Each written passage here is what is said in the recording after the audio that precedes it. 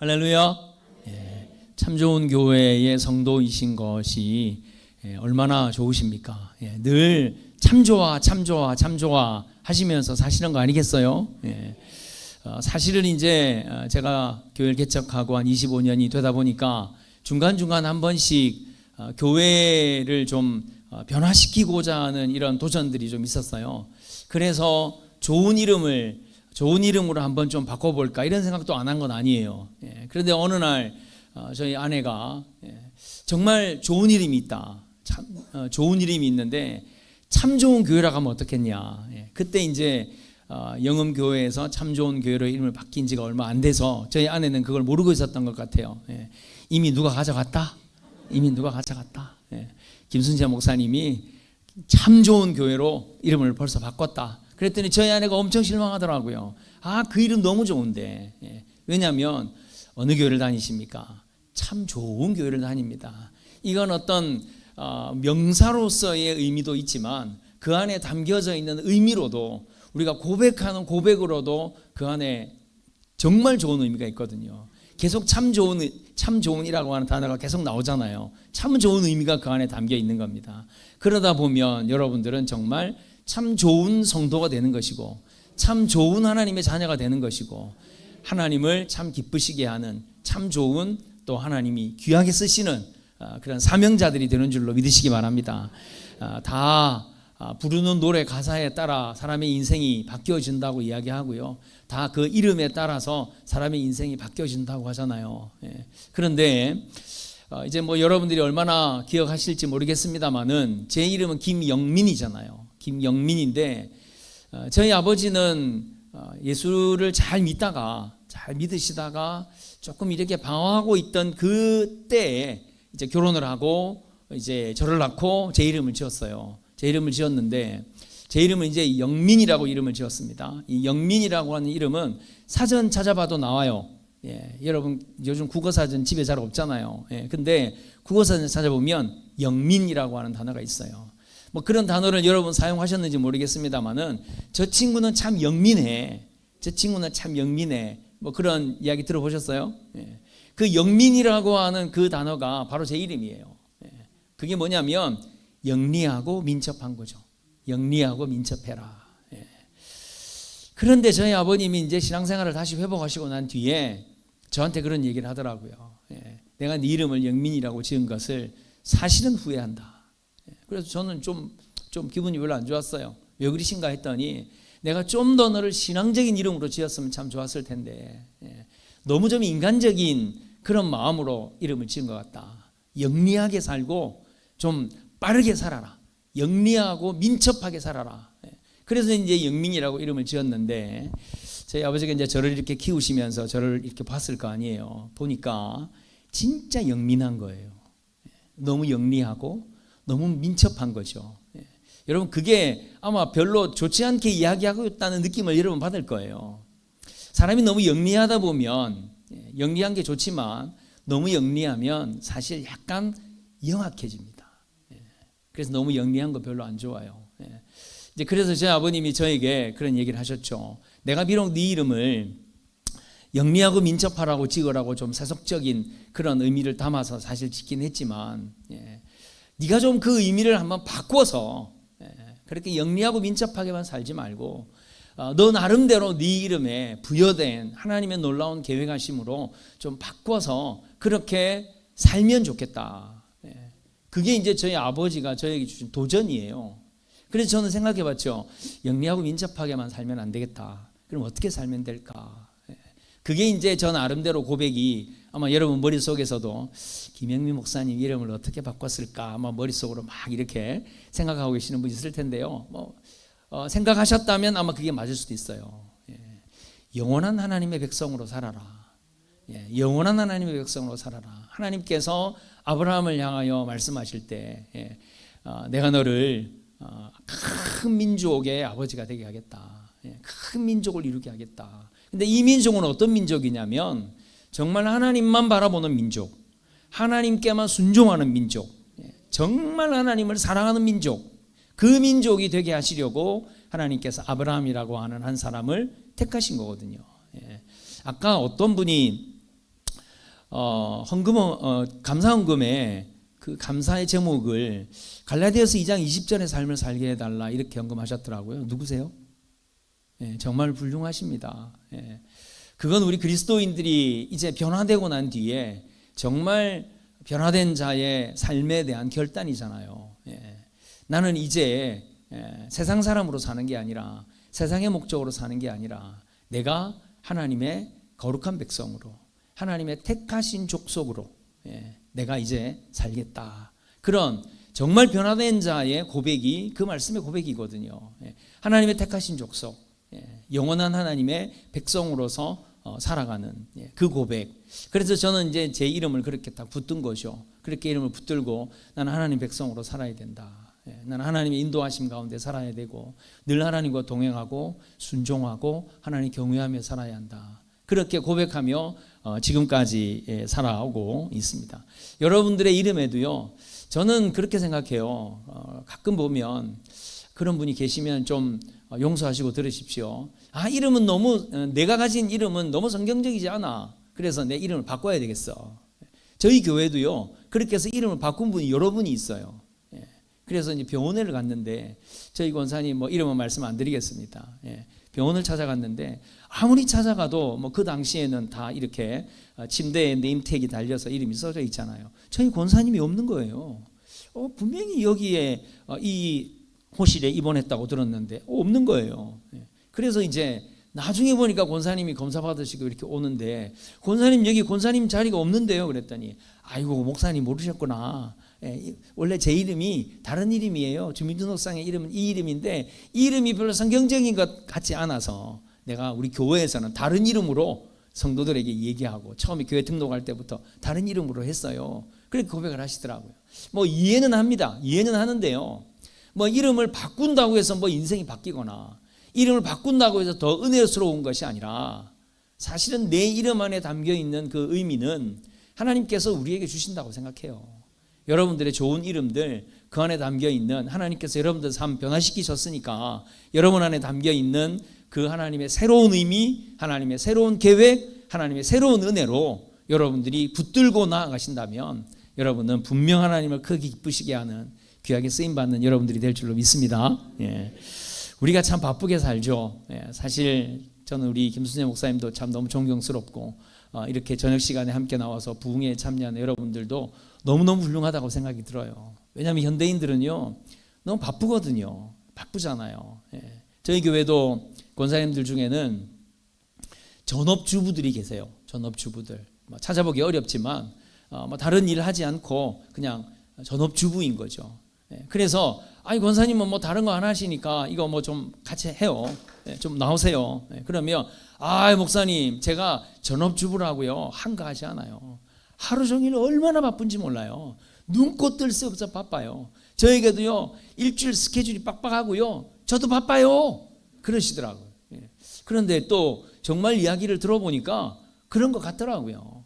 자녀들 돌아보고 결혼한 또 자녀들도 돌아보고 남편도 돌아보고 또 집도 청소해야 되고 지금까지 밀려있던 일을 해야 되고 이러니까 정말 바쁘시더라고요. 아마 여러분도 그렇게 바쁘게 살죠. 요즘은 다 바쁘게 사는 것 같아요. 그런데 바쁘게 사는데도 바쁘게 사는 그 삶에서 기쁨을 느끼지 못하면 여러분 너무 억울하잖아요.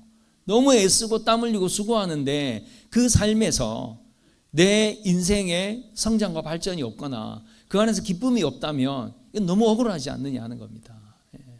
사실 요즘 젊은이들은 행복을 추구하는데 지나치게 관심이 많아요. 뭐가 진짜 행복인지도 잘 모르면서 지금이 행복해야 된다. 지금이 행복해야지. 행복을 찾아야지. 이러면서 행복을 찾으려고 애를 쓰는데 진짜 행복이 뭔지를 모르는 이상 아무리 수고하고 땀 흘리고 애쓰고 노력하고 바빠도요 사실 아무 의미가 없어요. 좀 오래된 책이긴 한데요. 말콤 글래드웰이라고 하는 사람이 쓴 아웃라이어라고 하는 책이 있어요. 이 아웃라이어라고 하는 말이 무슨 말이냐면 그냥 쉽게 생각하면 전문가 보통 사람들이 하지 못하는 탁월한 능력을 가지고 있는 전문가. 그리고 흔히 요즘 젊은이들이 하는 이야기로 표현하자면 another level인 거죠. another level. 보통 사람하고는 다른 탁월한 능력을 가지고 있는 대단한 능력을 가지고 있는 범접하기 어려운 이러한 사람들을 이제 아웃라이어라고 하는데, 이 말콤 글래드웰이라고 하는 사람이 우리 모두는 다 아웃라이어가 될 수 있다, 전문가가 될 수 있다는 거죠. 그러면서 던진 도전이 뭐냐면 이제 1만 시간의 법칙이라고 하는 거예요. 1만 시간의 법칙. 한 10,000시간만 투자를 하면 모든 사람들이 다 전문가가 될 수 있다는 거죠. 여러분, 10,000시간 제가 계산해 보니까 한 416일 정도 되더라고요. 근데 사람이 뭘 해도 하루 24시간 내도록 할 수가 없잖아요. 그래서 이제 하루에 8시간 정도만 뭔가를 한다고 치면 그러면 한 1248일, 한 3.5년 정도 되거든요. 3년 반 정도.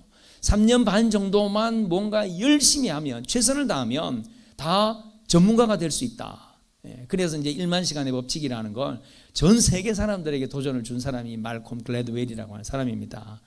근데 우리가 생각해 보면 그렇게 뭔가 시간을 막 투자했어요. 전문가가 됐습니다. 그런데 그럼에도 불구하고 내 안에 만족감이 없거나, 그런데도 불구하고 내가 원했던 것처럼 큰 영향력을 끼치지 못하고 살면, 그러면 그 시간들이 얼마나 아깝겠느냐 하는 거죠. 기네스북이 전 세계에서 가장 많이 팔리는 책이다라고 제가 어렸을 때는 그렇게 들었어요. 지금도 그런지는 모르겠습니다. 기네스북에 보면 정말 말도 안 되는 기록에 도전한 사람들이 많이 있더라고요. 근데 이게 그런 기록에 도전을 하려면 얼마나 많은 시간을 투자해야 되겠어요. 제가 좀 찾아봤거든요. 그러니까 어떤 사람은 다른 사람들이 안 하는 기록에 좀 도전해야 되겠다. 그래서 연필을 입에 물고, 연필을 이렇게 가로로 입에 물고 그 연필 그 꼭대기에다가 농구공을 올려가지고 돌리는 거예요. 농구공을. 그러면 이게 또 무게감도 있기도 하고 또 막 이렇게 돌아가니까 중심 잡기도 어렵고, 그래서 그걸 그냥 계속 연말을 한 거죠. 계속 연습을 한 겁니다. 그래서 기네스북에 올랐어요. 연필을 물고 꼭대기에 농구공 올려서 제일 오랫동안 돌리는. 여러분 생각에 한 얼마나 돌렸을 것 같아요? 얼마나 돌렸을 것 같아요? 이건 아무도 안 하는 거잖아요. 아무도 안 하는 건데 자기 혼자서 막 연습을 해가지고 겨우 1.8초. 그게 과연 기네스북의 기록이라고 할 수 있겠어요? 아무도 안 하니까, 자기 혼자 하는 거니까. 그런데 그 사람은 혼자서 계속 그것만 돌리고 있는 거죠. 그걸 더 오랫동안 돌리기 위해서 연습하는 겁니다. 또 어떤 사람은 물속에 들어가서 훌라후프를 돌리는 거죠. 훌라후프 잘 하시는 분들 있죠. 근데 물속에 들어가서 훌라후프를 돌리면 몇 개나 돌리겠어요? 아무도 안 하는 거니까 자기 혼자 그거 열심히 연마해가지고 나도 기록 보유자다, 뭐 이런 것만 연습을 해가지고 기록을 600개나 가지고 있는 사람이 있대요.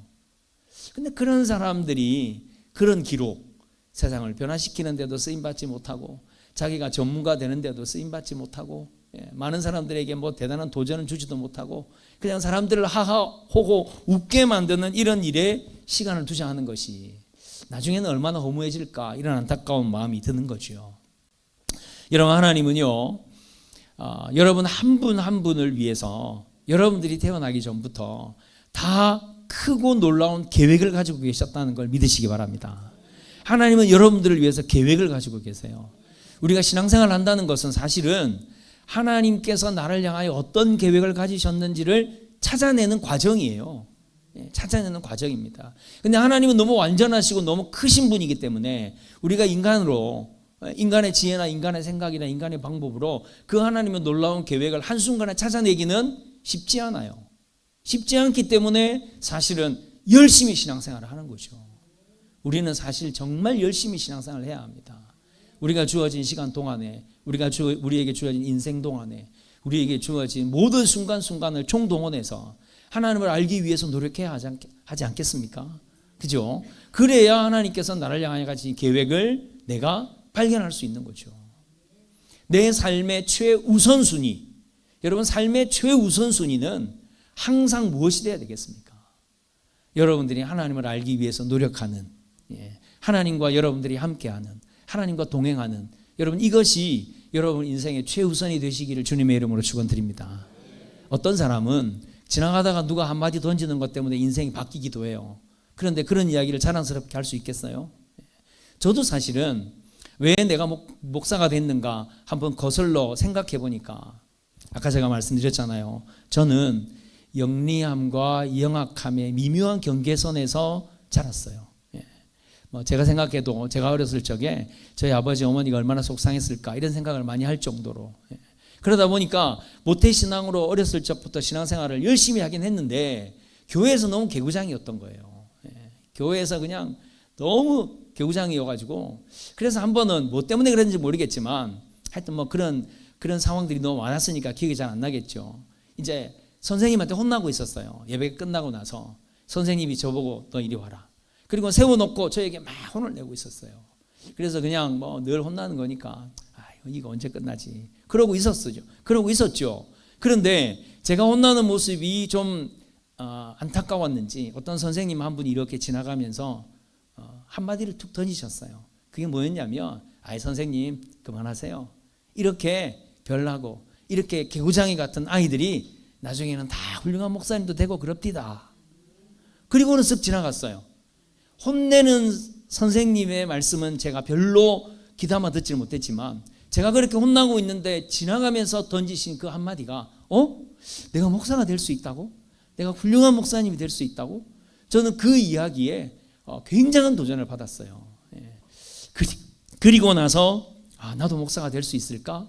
그렇게 기도하고 생각하고 또 열심히 신앙생활을 하니까 하나님께서 저에게 길을 열어주시고 또 귀한 주의 종이 될 수 있도록 목사가 될 수 있도록 하나님 인도해 주시더라고요. 할렐루야. 저는 그분이 지나가면서 했던 그 한마디가 어쩌면 하나님께서 저에게 주셨던 기회가 아닐까. 그렇게 영리함과 영악함 사이에 있던 저에게 네가 목사가 되어야 하는 사람이다. 그런 도전을 던져주신 것이 아닐까.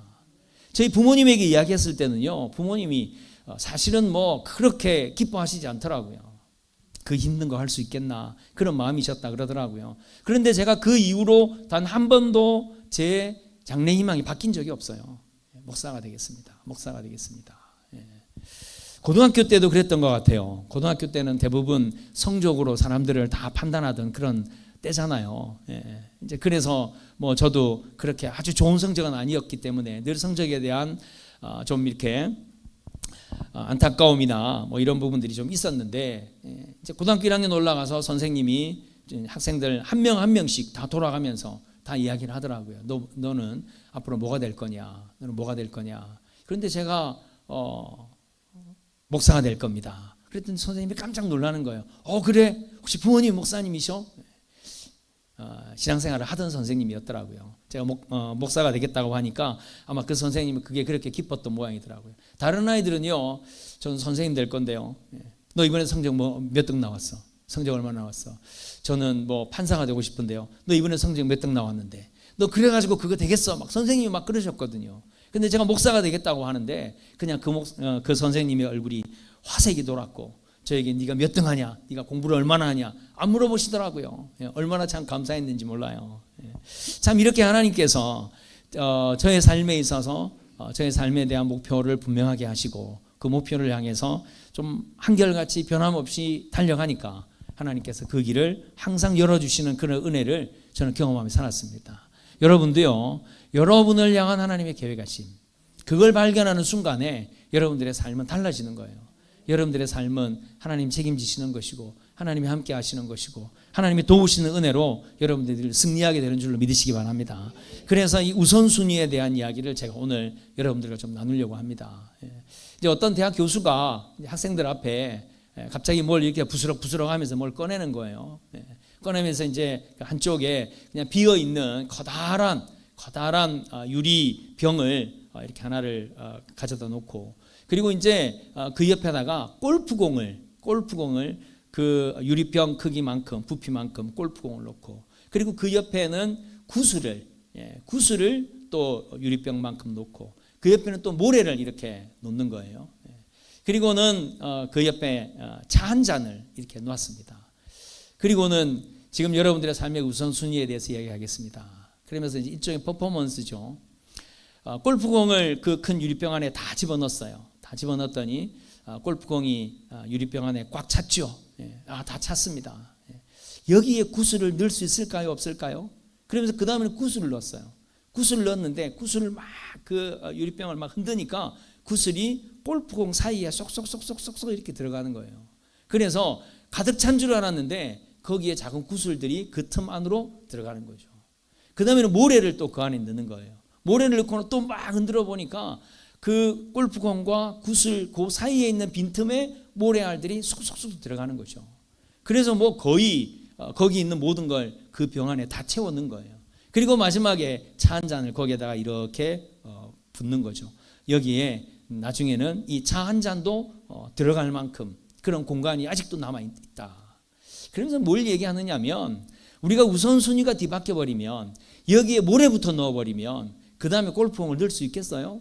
넣을 수가 없어요. 그러면 그 다음에 또 뭐 구슬 먼저 넣어버리면 역시 모래 같은 거 넣을 수 있을지 모르겠지만 큰 골프공은 거기 안 들어간다는 거죠. 우리의 인생에 제일 중요한 것들을 먼저 넣으면 그거보다 덜 중요한 것은 얼마든지 채워 넣을 수 있어요.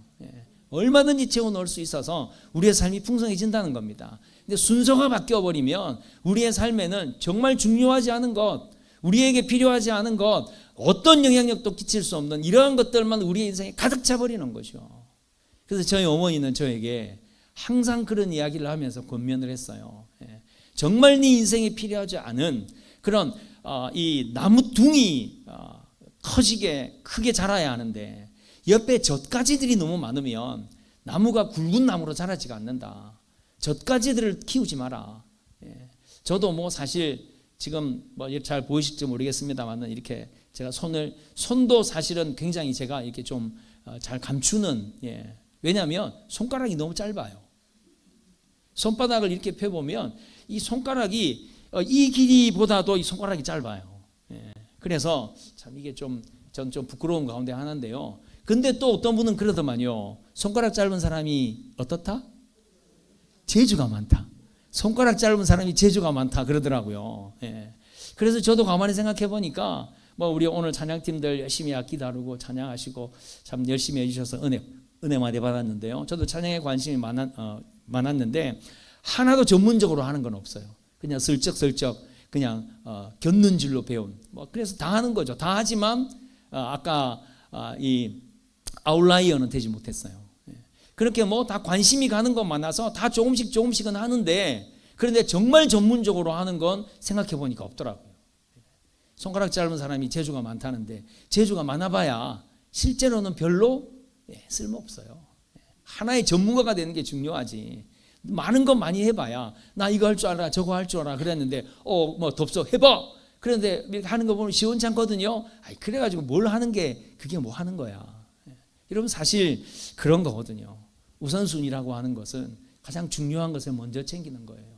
가장 중요한 것을 먼저 챙기면 그러면 그 다음 거는 그냥 한순간 해결되는 별로 어렵지 않게 해결되는 그런 삶의 놀라운 성장과 발전이 우리에게 일어날 수 있다는 겁니다. 오늘 우리가 읽은 본문은요 다윗의 믹담시 이렇게 표제어가 되어 있어요. 시편을 볼 때는 그 위에 있는 표제어를 보면 시편을 이해하는 데 굉장히 좀 편리합니다. 그래서 다윗이 만약에 뭐 사울과 쫓기던 중에 뭐 유다 광야에서 쓴 시 이러면 뭐 다윗이 얼마나 절박한 가운데서 이러한 시를 썼을까 이런 마음이 이제 드는데 여기 이제 믹담이라고 하는 이 단어는 성경학자들도 의견이 분분해서 이게 뭘 의미하는 걸까? 다윗이 이야기하는 가장 중요한 이야기. 다윗이 만약에 비석을 세워서 자기가 딱 하나만 쓴다면 썼을 법한 뭐 이런 내용이 사실은 이 시편 16편에 있는 내용이다. 이렇게 이제 우리가 이해를 할 수 있는데요. 다윗이 정말 황금같이 여겼던 그런 자기의 삶에 대한 고백이거든요. 자기가 경험했던 삶에 대한 그런 고백을 지금 시편 16편에 하고 있는 거죠. 다윗은 맨 먼저 뭘 고백하고 있습니까? 다윗은 늘 하나님을 앞에 모셨다. 이렇게 고백하고 있어요. 다윗의 최우선순위가 하나님이었다. 이렇게 고백하잖아요. 할렐루야. 다윗은 훌륭한 사람이기도 하고 성경에서는 다윗은 하나님의 마음에 합한 자다. 하나님의 마음에 합한 자다. 유일하게 그렇게 표현된 사람이 다윗이에요. 어떻게 해서 다윗이 하나님의 마음에 합한 사람일까? 여러분들이 이제 뭐 열왕기서나 사무엘서를 보면 다윗에 대한 이야기 나오잖아요. 근데 다윗을 가만히 살펴보면 다윗이 사실 그렇게 뭐 탁월한 그런 의인은 아니에요. 그렇게 탁월한 리더자도 아니고요. 다윗이 죄도 많이 짓고 실수도 많이 하고 부족한 점이 너무 많아요. 그런데 왜 하나님은 다윗에게 너는 내 마음에 합한 자다라고 말씀하셨을까요? 그건 오늘 다윗이 고백하고 있는 바로 이 부분인 거죠. 하나님이 항상 자기에게 최우선이었어요. 물론 죄를 지을 때는 눈이 어두워서 죄를 짓긴 했지만 그 죄를 발견하는 그 순간에도 변명하지 않아요. 설명하지 않아요. 그냥 하나님 앞에 회개하는 거예요. 하나님 앞에 부르짖는 거예요. 자기가 가장 바닥을 칠 때도 하나님께 부르짖는 거예요. 하나님을 찾는 거예요. 사람을 보지 않는 거지요. 정치적으로 문제를 해결하지 않아요. 하나님께 나가는 거예요. 하나님 앞에 무너지고 하나님 앞에서 눈물을 흘리고 또 하나님 앞에서 기뻐하고 잘 하시는 것처럼 자기의 궁전으로 원약계가 들어올 때 막 춤을 추잖아요. 춤을 춰요. 춤을 추다 보니까 막 허벅지가 드러나고 일반 사람들이 볼 때는 채신머리 없이 보이죠. 경망스러워 보이죠. 왕이 저게 뭐냐. 사람들은 그렇게 볼지 모르겠지만 다윗은 고백하잖아요. 내가 그걸 사람 보라고 했냐.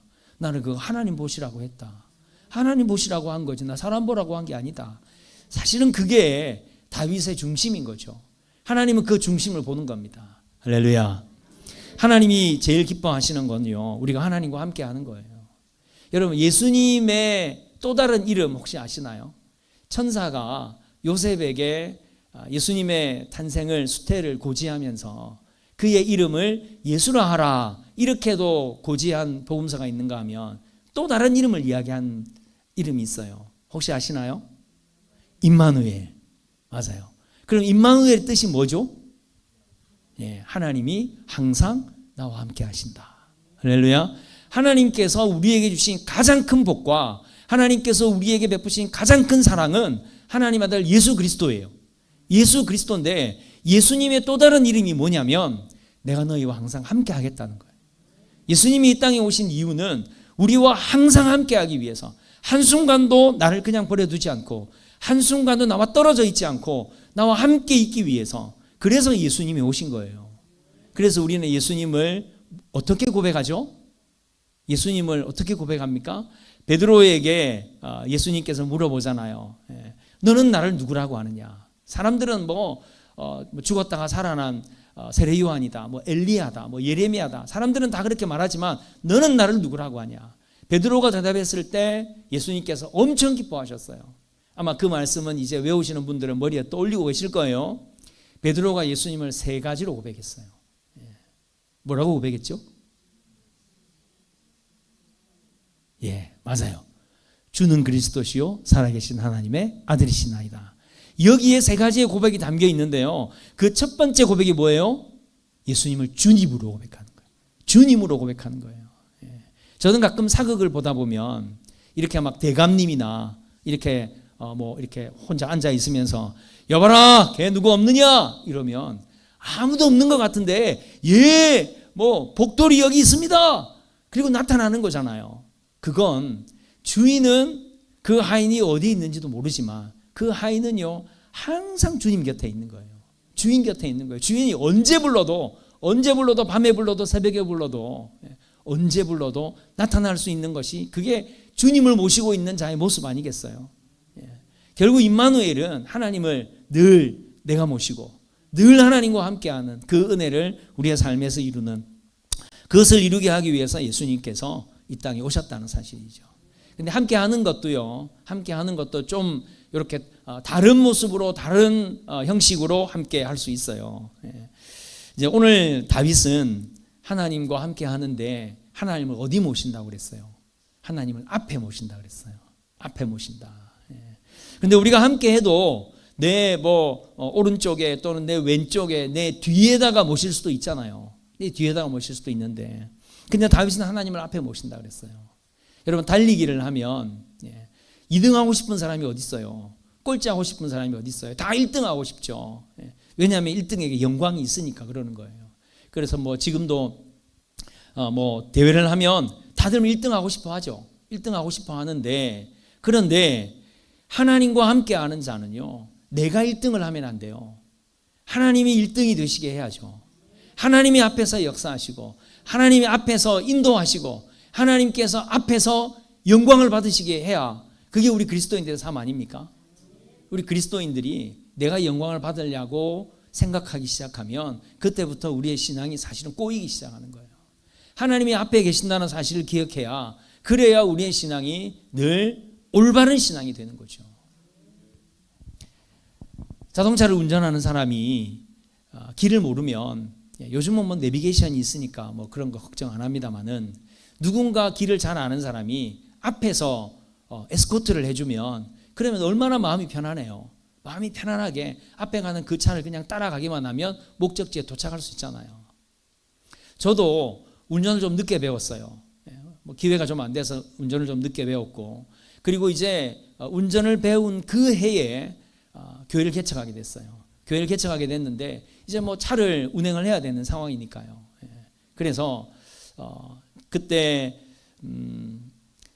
인천시 서구 심곡동에다가 교회를 개척했거든요. 심곡동에 개척을 했는데, 이 심곡동에서 큰 길이 있어요. 서곡로라고 큰 길이 있는데, 그 큰 길을 쭉 나가면 바로 부평으로 나가는 경인 고속도로가 있거든요. 근데 정말로 운전이 너무 미숙해가지고, 이거 뭐 차선을 1, 2차선으로 이렇게 가다가 오른쪽 차선으로 가야 저희 집이 있는 신현동 쪽으로 빠져나가는데, 그걸 못 빠져나간 거예요. 바로 고속도로로 들어갔어요.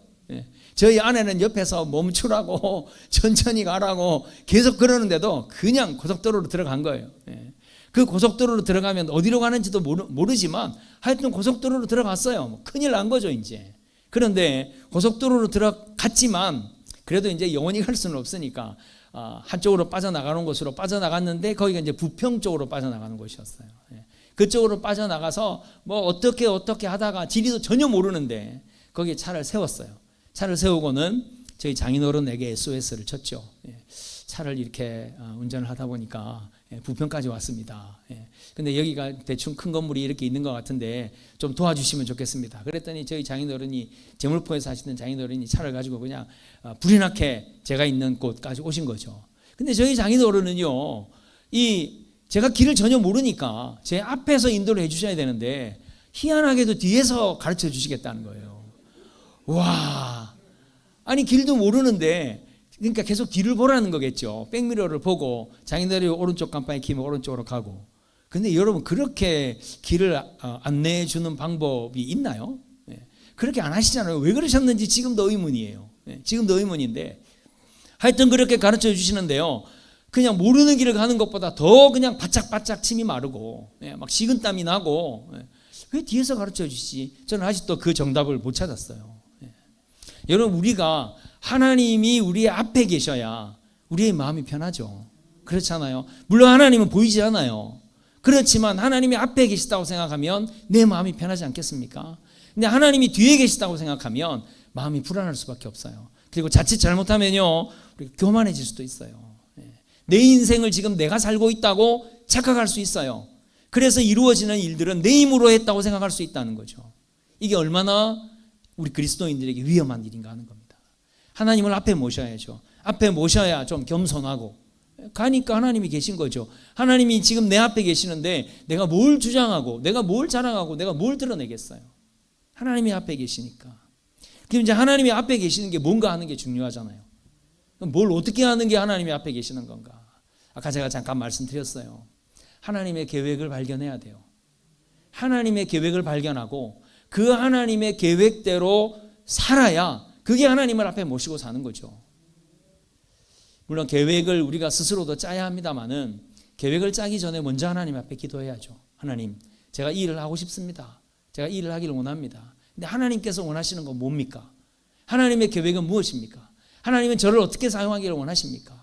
여러분, 이렇게 우리가 하나님 앞에 내 인생에 대해서, 내 삶의 어떤 부분에 대해서 아뢰고 맡기고 부르짖고 기도하면요, 하나님 반드시 응답하시는 거 믿으시기 바랍니다.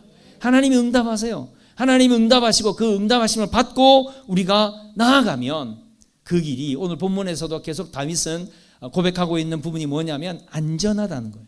안전하다. 하나님께서 우리를 얼마나 사랑하시는데, 하나님께서 우리를 위해서 아들까지 내어주셨는데, 죽기까지 우리를 사랑하셨는데, 우리가 하나님 아래고 하나님 인도하심 구하고 또 하나님께서 나를 이끄시는 대로 우리가 나아가면, 그러면 하나님께서 우리를 지키시죠. 할렐루야. 예. 그리고 좀 세부적으로 우리의 삶에서, 여러분, 우리가 왜 주일날 함께 모여서 공적인 예배를 하나님 앞에 드리는 줄 아십니까? 예.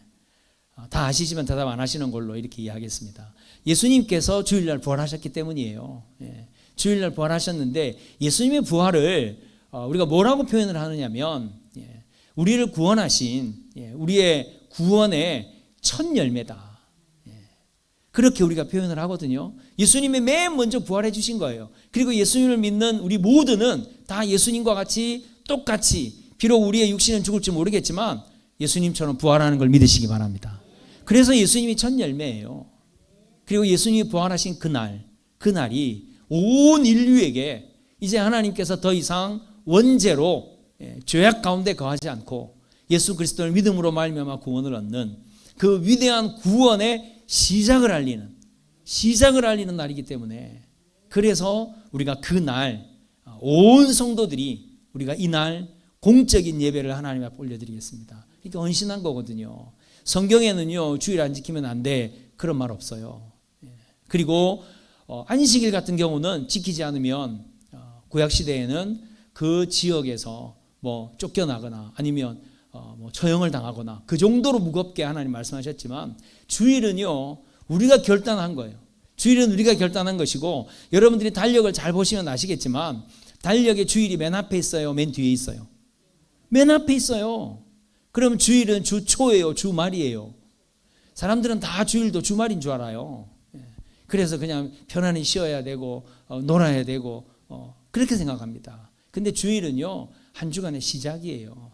한 주간의 시작을 하나님 앞에 드리는 겁니다. 할렐루야. 한 주간의 시작을 드리는 거예요. 새벽 예배도 우리가 왜 드리나요? 새벽 예배를 드리는 이유를 한번 여러분 이야기 한번 떠올려 보세요. 새벽 예배를 드리는 이유는 우리가 하루의 첫 시간을 하나님 앞에 드리는 거예요. 처음 것을 하나님 앞에 드리는 거예요.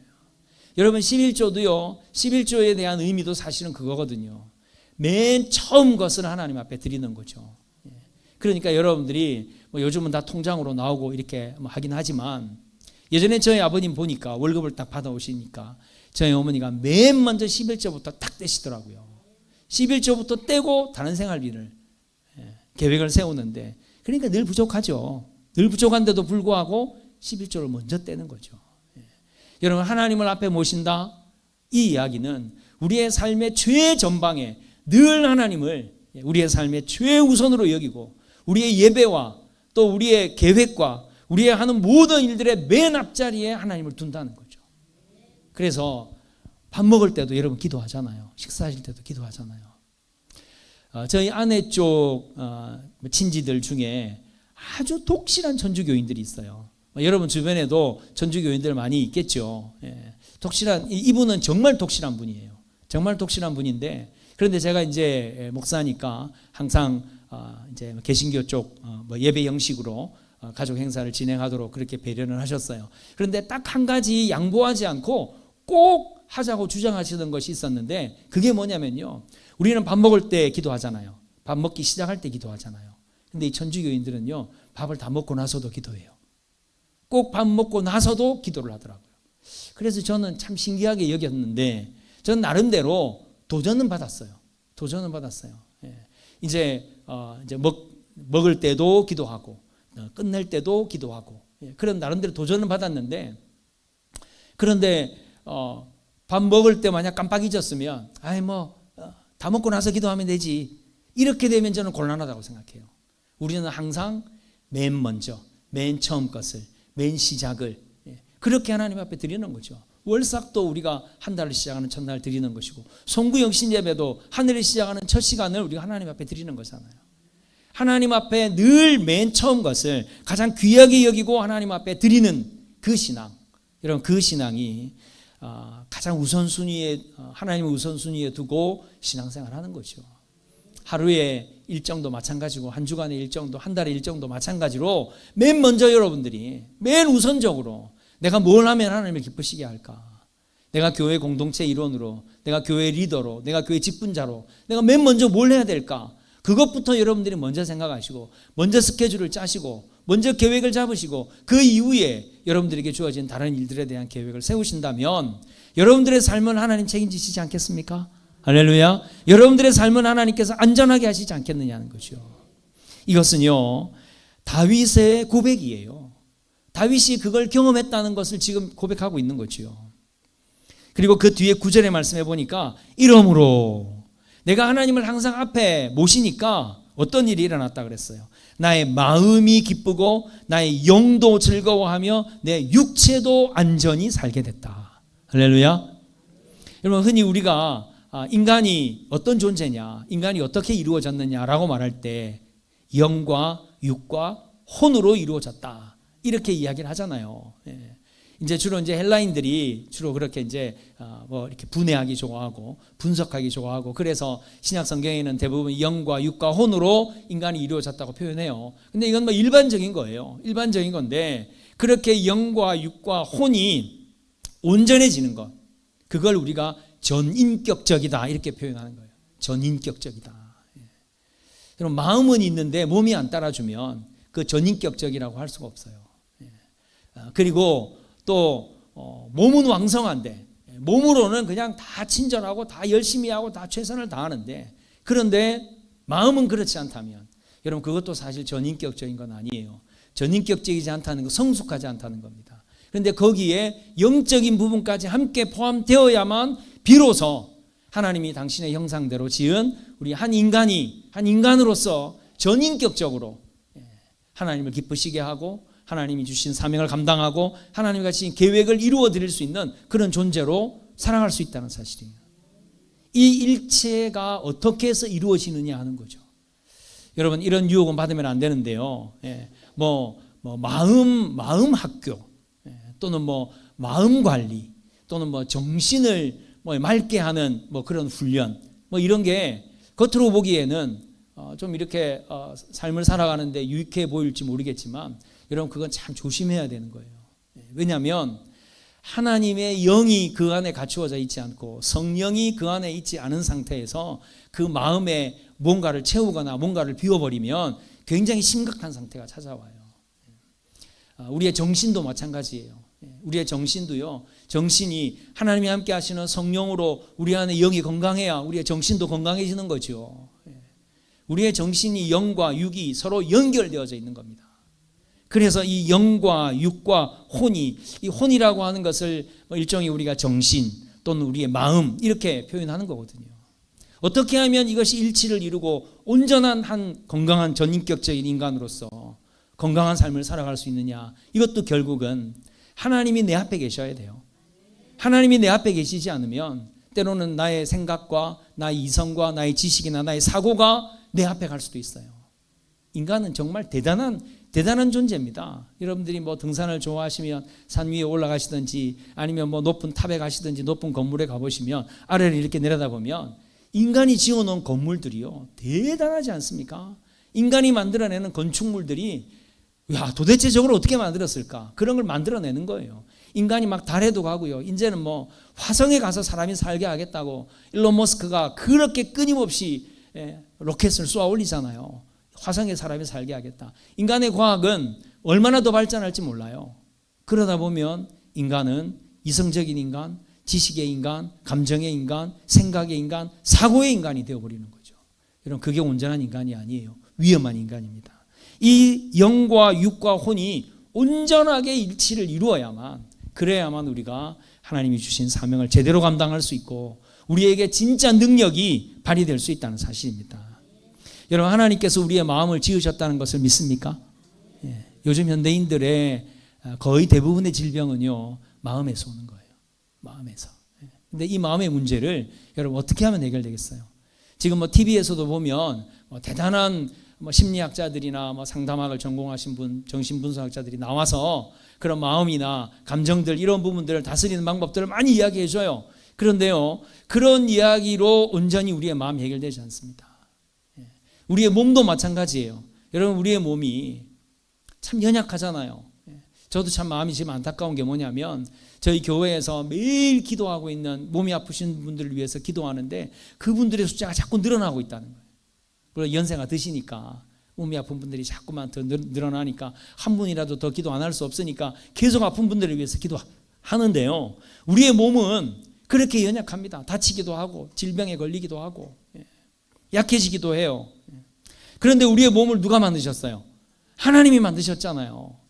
하나님이 만드셨기 때문에 그래서 우리가 하나님께 기도하는 거예요. 그래서 하나님께 기도하는 거예요. 그러면 하나님께서 우리의 연약한 육체도 반드시 치유하시는 걸 믿으시기 바랍니다. 내가 지금 건강한 것이 하나님이 나와 함께 하시기 때문에, 하나님이 나를 도우셨기 때문에 내가 건강하다는 사실을 여러분들이 끊임없이 고백하고 선포하셔야 돼요.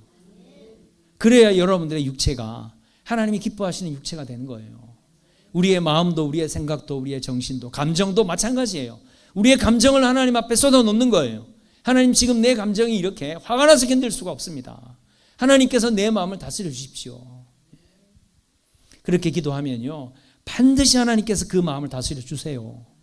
여러분들이 그걸, 현대인들은 이 감정을 그렇게 꾹 누르면 병된다, 그냥 한번 쏟아내라, 그렇게 이야기들을 해요. 큰일 납니다, 여러분.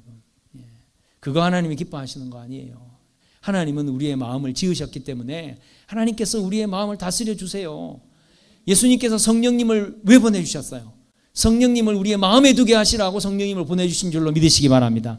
성령님이 내 마음에 계시면 우리가 그런 감정적인 것 때문에, 그런 그 마음의 갈등이나 번민이나 이런 것 때문에 우리가 절대 무너지지 않아요. 성령님께서 다 다스려 주신다는 것이요.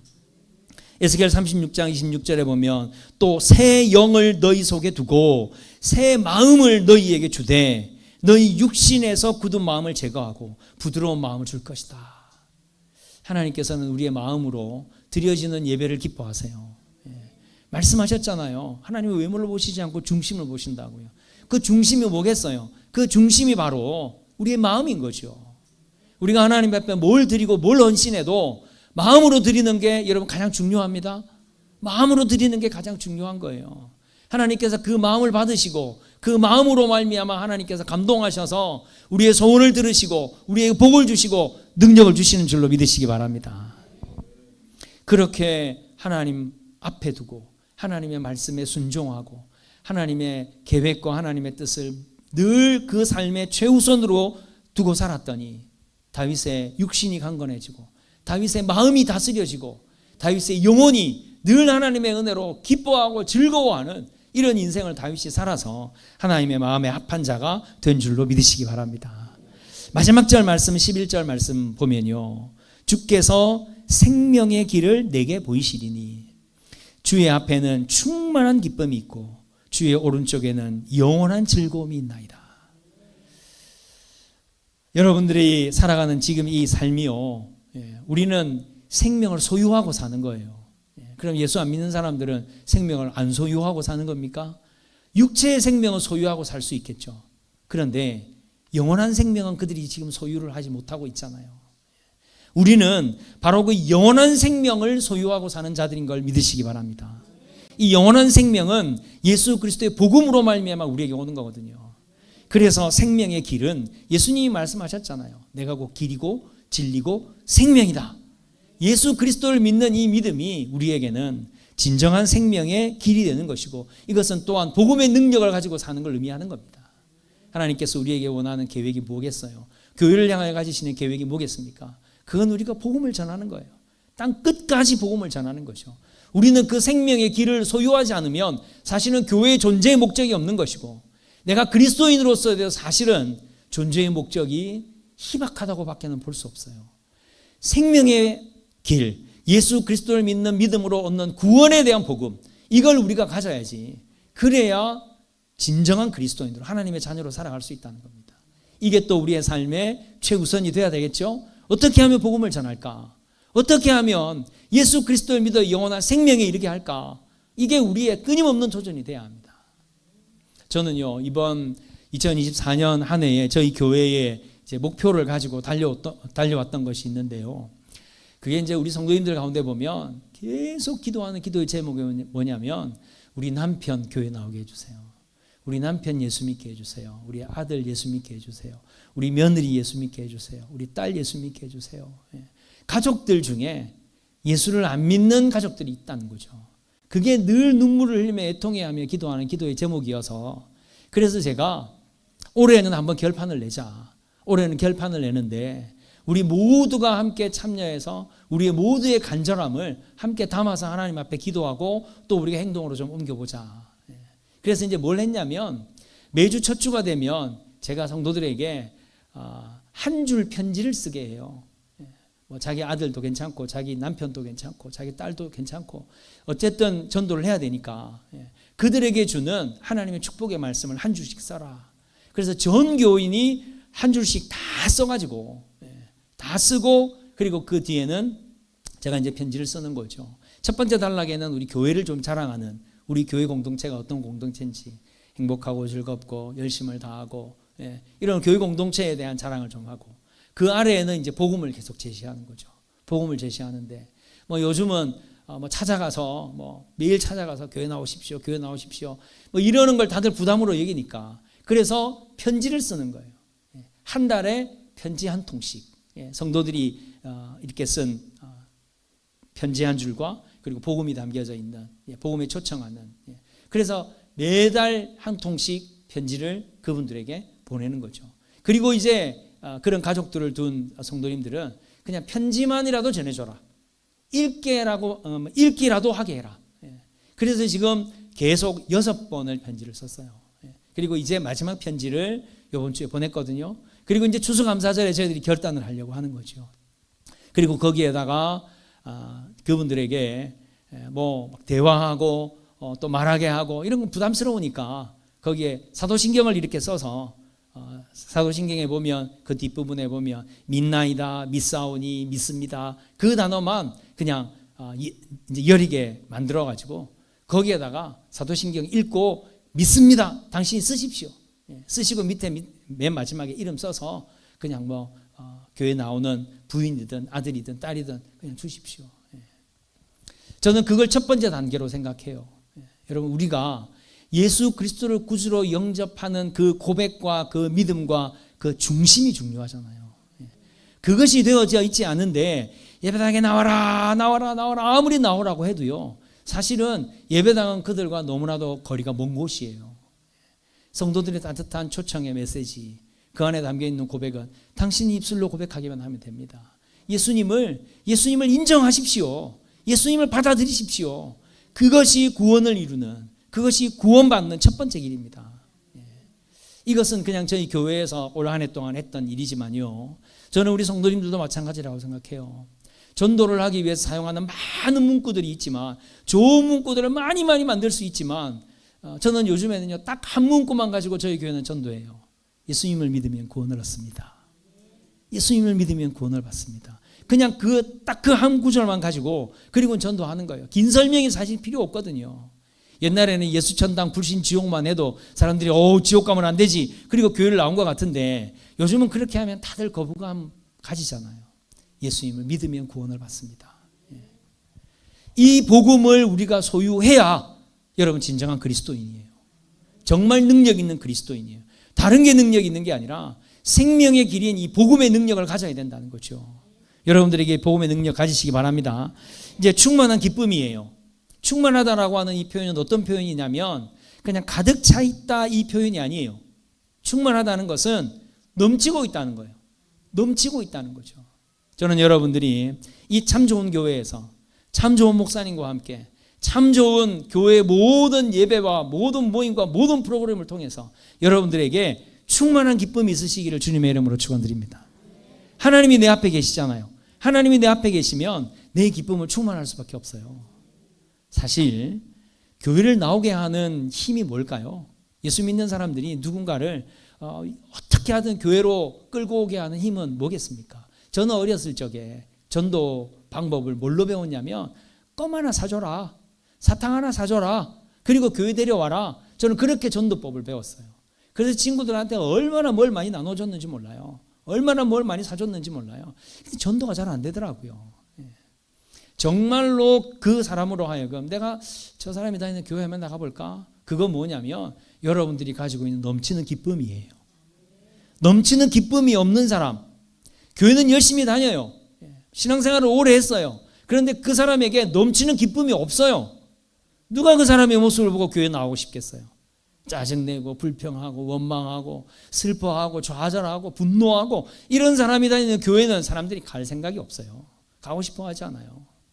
하나님을 앞에 모시고 내 영혼이, 내 몸이, 내 마음이 하나님의 은혜로 충만하면 우리의 기쁨이 넘쳐나는 거예요. 기쁨이 막 넘쳐나는 거죠. 넘쳐나서 어떻게 할 줄은 모르니까 그 기쁨들이 사람들에게 막 나누어지는 거죠. 교회는 또 흘려보내는 역할을 하는 게 교회입니다, 여러분. 여러분들은 여러분들이 가지고 있는 그 구원의 기쁨, 여러분들이 참 좋은 교회를 통해서 받은 그 은혜의 기쁨 좀 흘려보내고 있나요? 이번 이 부흥회를 통해서 여러분들이 좀 큰 기쁨을 소유하시고 그 기쁨을 많은 사람들에게 흘려보내서 그 기쁨을 누군가가 붙들고 함께 여러분들과 함께 참 좋은 교회에 나와서 신앙생활 할 수 있는 이런 역사 일어나시기를 축원드립니다. 이제 마지막이에요. 마지막인데요. 영원한 기쁨이에요. 영원한 기쁨. 영원한 기쁨은 뭐가 영원한 기쁨일까요? 오늘 본문에는 보면 주의 오른쪽에는 영원한 즐거움이 있습니다. 이렇게 표현하고 있어요. 성경에는 이제 오른쪽에 대한 표현이 많은데요. 이 오른쪽은 능력과 권세를 이야기하는 거죠. 물론 이게 이제 이 당시 사람들이 대부분 오른손잡이였기 때문에 그랬을 수도 있습니다만은 이 오른쪽은 힘이 발산되는 방향이 오른쪽이에요. 능력이 발산되는 쪽이 오른쪽이고요. 강력한 그런 권세를 가지는 것이 오른쪽인데 이게 바로 영원한 즐거움이 하나님의 능력과 권세로 우리에게 주어진 거죠. 영원한 즐거움은요, 영생을 가진 자들이 가지는 즐거움이에요. 영원한 생명을 가진 자들. 여러분, 분명히 예수님은 내가 다시 올 거다라고 말씀하셨고 다시 오면 영원히 죽지 않는, 다시는 슬픔이 없고 눈물이 없고 괴로움이 없고 다툼이 없는, 절망이 없는 영원한 천국으로 우리를 인도하시겠다고 약속하셨어요. 할렐루야. 천국에 대한 믿음, 영생에 대한 믿음이 없다면 사실은 이 반쪽짜리 그리스도인도 안 되는 겁니다. 하나님이 내 앞에 계시다는 것을 경험하고 살면 하나님을 내 앞에 모시기 위해서 늘 겸손하고 겸허히 하나님 앞에 때로는 무릎 꿇고 때로는 눈물을 흘리고 때로는 부르짖으면 하나님께서 나에게 이 영원한 생명의 기쁨을 주시는 거예요. 천국에 대한 기쁨을 주시는 겁니다. 그래서 그리스도인들이 가지는 능력은 내가 여기에 사는 삶 동안에는 정말 열심히 주신 사명을 감당하고 열심히 하나님 기쁘시게 하고 열심히 죽어가는 영혼들을 살려내고 그리고 하나님께서 부르시는 그때에 그 영생의 복락이 있는 그곳에서 진정한 안식을 누릴 것이다. 할렐루야. 그런 고백으로 사실 우리 그리스도인들은 살아야 합니다. 이왕에 바쁜 인생을 살잖아요. 이왕에 열심히 살지 않으면 안 되잖아요. 그런데 우리가 무엇을 위해서 바쁘고 무엇을 위해서 열심을 내야 되겠습니까? 오늘 다윗이 고백하고 있는 것처럼 하나님을 앞에 모시세요. 하나님 주신 말씀이 제일 중요하다고 여기고 하나님의 말씀을 맨 먼저 순종하고 하나님 앞에 드리는 예배를 가장 중요하게 여기고 하나님 주신 사명이 복음 전하는 일을 최우선으로 여기고 여러분이 살아가면 여러분의 삶은 안전한 삶이 되는 거예요. 한없는 복을 하나님이 주시는 줄로 믿으시기 바랍니다. 생명의 기쁨, 그 생명의 즐거움, 영원한 기쁨, 충만한 기쁨, 그로 말미암아 놀라운 영적인 영향력을 끼치는 우리 사랑하는 모든 성도님들이 되시기를 주님의 이름으로 축원드립니다. 이 시간에